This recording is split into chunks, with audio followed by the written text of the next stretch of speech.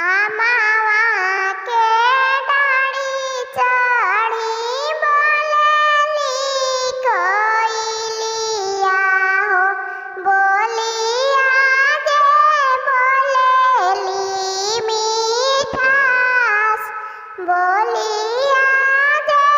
বলেলি মিঠাস के कराई घरवा में बेटी कुंवर बाड़ी के होली ते लगन लिखाई के होली ते लगन लिखाई अपना महलिया से निकले अपना पापा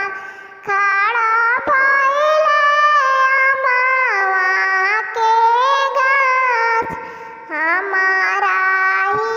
घरे कोइला रे बेटी कुंवर